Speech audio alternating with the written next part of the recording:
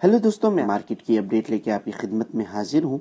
यहाँ पे अगर सपोर्ट और रेजिस्टेंस की बात करूँ मैं 1 डे के टाइम फ्रेम पे, तो आपका शुरू हो रहा है ये 16,000 के करीब से लेके 18,000 में मेजर रेजिस्टेंस आपको नजर आ रहा होगा। मार्केट यहीं पे एक चैनल बना के घूम रही है 2,000 के बीच में।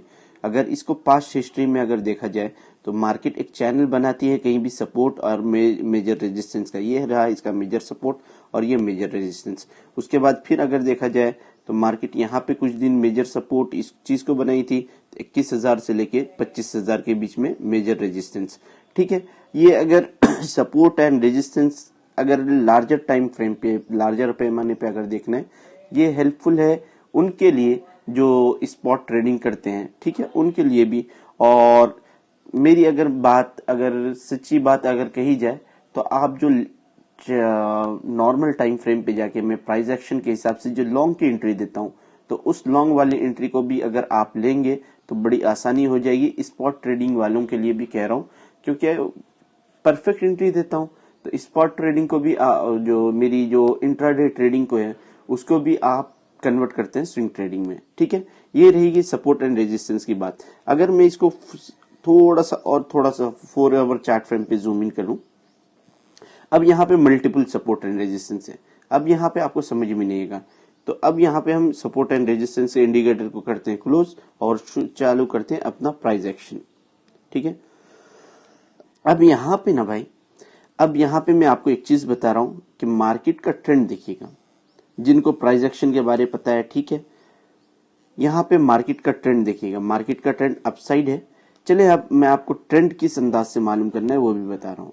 यहाँ पे आप आरएसआई पे गौर करें, चार्ट पैटर्न पे गौर करें, उसी के साथ आरएसआई पे गौर करें। ये आरएसआई यहाँ का ट्रेंड अपसाइड है। अब यहाँ पे मार्केट आरएसआई यहाँ पे सपोर्ट ले रहा है। ठीक है, सपोर्ट ले रहा है, तो अब यहाँ पे हम क्या क्या सिचुएशन एक्सपेक्ट कर सकते हैं आरएसआई में। ठीक है, 4 आवर के चार्ट फ्रेम पे अगर मार्केट वहां पे ईएमए पे सपोर्ट लेगी आरएसआई की, तो मार्केट यहां तक आएगी और यहां से आपको एक अच्छा खासा बाउंस बैक देखने को मिलेगा। नंबर एक चीज, यहां से फिर जब अच्छा खासा बाउंस बैक देखने को मिलेगा, ये चली जाएगी हमारे सप्लाई जोन पे, तो फिर हमें यहां से शॉर्ट का ये मिल सकता है, शॉर्ट की पोजीशन खोलने का चांस मिल सकता है। नंबर एक चीज ये समझ गया।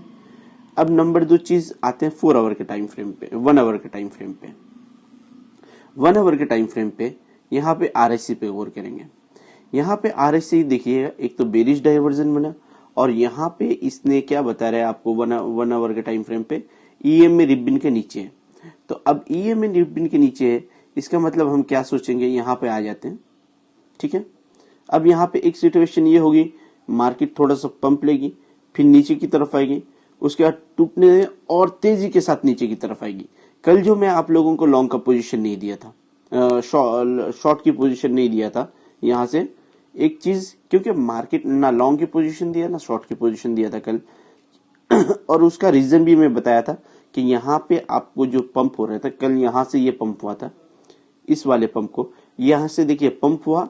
एक इंस्टीट्यूशनल इन्वेस्टर ने, जो इन लोगों ने कल इवनिंग की अपडेट देखी होगी उनको पता है, यहां से इंस्टीट्यूशनल इन्वेस्टर ने पंप किया। उसके बाद उसको जैसे लगा कि यहां से ये फेक आउट है, मैं आप लोगों को बताया भी था, और मार्केट देखिए नीचे।